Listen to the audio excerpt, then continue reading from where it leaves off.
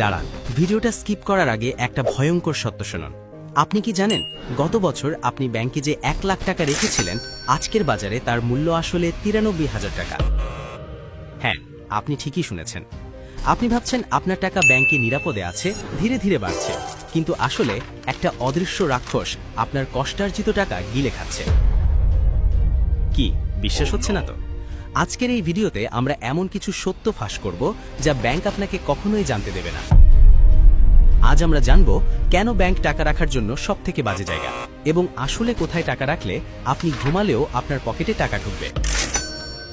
ভিডিওর শেষে এমন একটি সিক্রেট ইনভেস্টমেন্টের কথা বলবো যেটা আপনার জীবন পরিবর্তন করে দিতে পারে। তাই পপকর্ন হাতে নিন, সিট বেল্ট বেঁধে নিন, আর আমাদের বোকা বন্ধু মফিজের ভুলগুলো থেকে শিক্ষা নিতে তৈরি হন। চলুন আমাদের গল্পের নায়ক মফিজের সাথে পরিচিত হই। মফিজ খুব সাধারণ একটা ছেলে।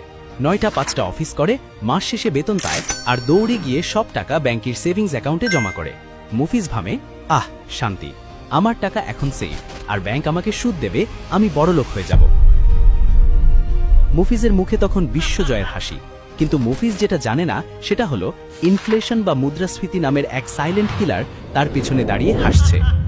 সহজ করে বোঝাই, ধরুন 5 বছর আগে 1000 টাকা নিয়ে বাজারে গেলে মফিজ 2 হাত ভর্তি করে বাজার নিয়ে ফিরত। চাল, ডাল, তেল, মুরগি সব হতো। আর আজ বর্তমানে সেই একই 1000 টাকার নোট নিয়ে বাজারে গেলে মফিজের হাতে থাকে ছোট্ট একটা পলিথিন। হয়তো 1 লিটার তেল আর কিছু ডিম কিনতেই টাকা শেষ। টাকার অঙ্ক সেই 1000ই আছে, কিন্তু টাকার ক্ষমতা কমে গেছে। এটাই হলো ইনফ্লেশন।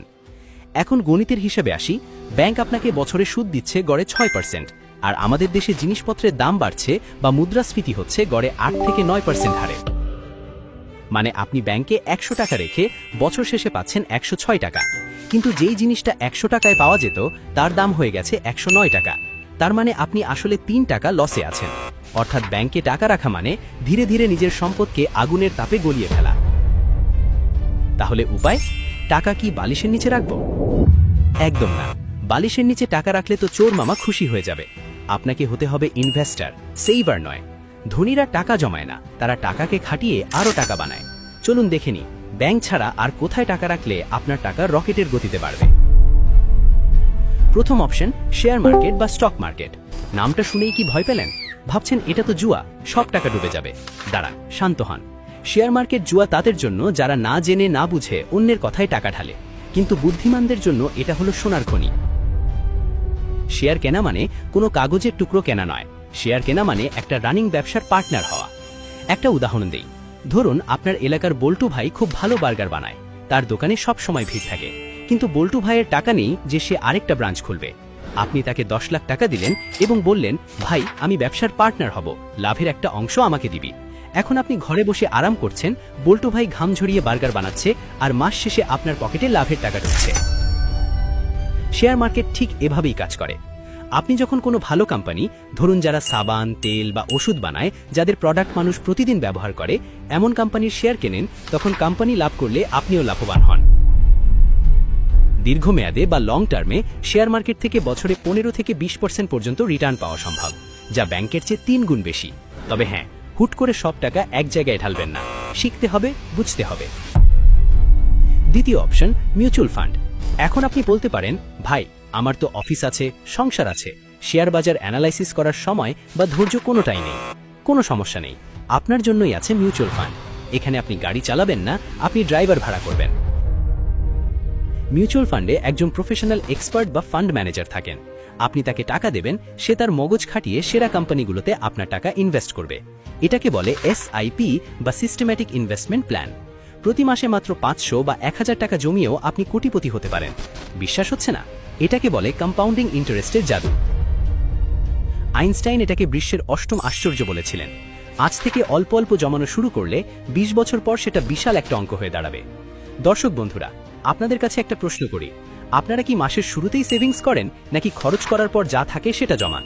কমেন্টে সত্যিটা জানাবেন কিন্তু, কারণ আপনার এই অভ্যাসের উপরই নির্ভর করছে আপনার ভবিষ্যৎ। তৃতীয় অপশন, রিয়েল এস্টেট বা জমি জমা। বাঙালি মানে জমির প্রতি একটা আলাদা টান।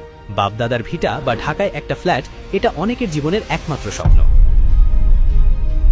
রিয়েল এস্টেট অবশ্যই ভালো ইনভেস্টমেন্ট, কারণ জমির দাম সাধারণত বাড়ে, কমে না। কিন্তু সমস্যা হলো জমি কিনতে তো লাগে বস্তা ভর্তি টাকা, আমাদের মতো মধ্যবিত্তরা কি করবে? এখানেই আসে আধুনিক ইনভেস্টমেন্ট। এখন এমন কিছু ব্যবস্থা আছে যেমন রিটস, যেখানে আপনি অল্প টাকা দিয়ে বড় কোনো শপিং মল বা কমার্শিয়াল বিল্ডিংয়ের ছোট্ট একটা অংশের মালিক হতে পারেন। সেই বিল্ডিং থেকে যা ভাড়া আসবে তার ভাগ আপনিও পাবেন। তবে ফিজিক্যাল জমি কিনতে পারলে শহরের একটু বাইরে অর্থাৎ গ্রামের সাইটে কেনাই বুদ্ধিমানের কাজ। কারণ শহরের ভেতরে দাম অলরেডি আকাশ ছোঁয়া, বাড়ার সুযোগ কম, কিন্তু শহরের বাইরের জমি আগামী 10 বছরে সোনা হয়ে যেতে পারে। চতুর্থ অপশন গোল্ড বা স্বর্ণ। দাদি নানিরা বলতেন বিপদের বন্ধু হলো সোনা। কথাটা 100% সত্যি। যখন শেয়ার মার্কেট ক্র্যাশ করে, ডলারের দাম পড়ে যায়, তখন সোনা মাথা উঁচু করে দাঁড়িয়ে থাকে। কিন্তু ইনভেস্টমেন্টের জন্য দয়া করে বউয়ের জন্য গহনা বানাতে যাবেন না। অবাক হচ্ছেন? শুনুন, গহনা বানাতে গেলে মেকিং চার্জ বা মজুরি দিতে হয়, আবার বিক্রি করতে গেলে সেটা লস হয়। ইনভেস্ট করতে চাইলে গোল্ড বার, গোল্ড কয়েন অথবা ডিজিটাল গোল্ড কিনুন। আপনার মোট টাকার অন্তত 10% সোনায় রাখা উচিত। এটা হলো আপনার লাইফ জ্যাকেট। জাহাজ ডুবলেও আপনি ভাসবেন। আর হ্যাঁ, আপনি যদি না বুঝতে পারেন যে জমি কিনবো নাকি সোনা কিনবো, তাহলে আই বাটনে থাকা ভিডিওটি দেখে আসতে পারেন। উপকৃত হবেন, গ্যারান্টি দিলাম। পঞ্চম এবং সবথেকে গুরুত্বপূর্ণ ইনভেস্টমেন্ট, যেটা আমি ভিডিওর শুরুতে বলেছিলাম, এটা এমন একটা জায়গা যেখানে ইনভেস্ট করলে লস হওয়ার কোনো চান্স নেই আর রিটার্ন আসবে সারা জীবন। সেটা হলো নিজের ওপর ইনভেস্ট করা। হ্যাঁ, সেলফ ইনভেস্টমেন্ট। শেয়ার মার্কেট ধসে যেতে পারে, জমি বেদখল হতে পারে, সোনা চুরি হতে পারে, কিন্তু আপনার স্কিল বা দক্ষতা কেউ চুরি করতে পারবে না। আপনি যদি আজ একটা নতুন ভাষা শেখেন, ভিডিও এডিটিং শেখেন বা কমিউনিকেশন স্কিল ভালো করেন, তাহলে এই যোগ্যতা আপনাকে সারা জীবন টাকা এনে দেবে। ওয়ারেন বাফেটও বলেন, আপনার সেরা সম্পদ হলেন আপনি নিজে। তাই ব্যাংকে টাকা ফেলে না রেখে কিছু টাকা দিয়ে ভালো বই কিনুন, কোর্স করুন, নিজেকে আপগ্রেড করুন। মুফিজ এখন আর বোকা নেই। সে বুঝে গেছে ব্যাংকে টাকা রাখা মানে টাকা পচানো। সে এখন স্মার্ট ইনভেস্টর। সে তার টাকা ভাগ করে শেয়ার মার্কেট, মিউচুয়াল ফান্ড আর নিজের স্কিল ডেভেলপমেন্টে লাগাচ্ছে। এখন ইনফ্লেশন রাক্ষস তাকে দেখে ভয় পায়, উল্টে পালায়। মুফিজের মতো আপনিও কি স্মার্ট হতে চান? তাহলে আজই প্রতিজ্ঞা করুন, টাকা অলস বসিয়ে রাখবেন না, টাকাকে কাজে লাগান। মনে রাখবেন, টাকা গাছের পাতায় ধরে ঠিকই, কিন্তু সঠিক জায়গায় বীজ রোপণ করলে টাকার গাছ অবশ্যই হয়। ভিডিওটি শেষ করার আগে আপনাদের কাছে একটা প্রশ্ন। এই তো জানলেন ইনভেস্টমেন্টের অপশনগুলো, কিন্তু আপনারা নেক্সট ভিডিওতে কোনটা নিয়ে বিস্তারিত জানতে চান? 1. Share market A to Z guide, নাকি 2. স্টুডেন্ট বা অল্প বেতনের চাকরিতে কিভাবে কোটি টাকা জমানো যায় তার ব্লুপ্রিন্ট? ঝটপট কমেন্টে 1 বা 2 লিখে জানান। ভিডিওটি ভালো লাগলে বন্ধুদের সাথে শেয়ার করুন, কারণ জ্ঞান শেয়ার করলে কমে না, বাড়ে।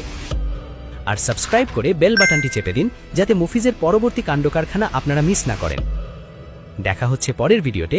ততক্ষণ পর্যন্ত ইনভেস্ট করুন, হ্যাপি থাকুন, কিন্তু সাবধানে। আল্লাহ হাফেজ।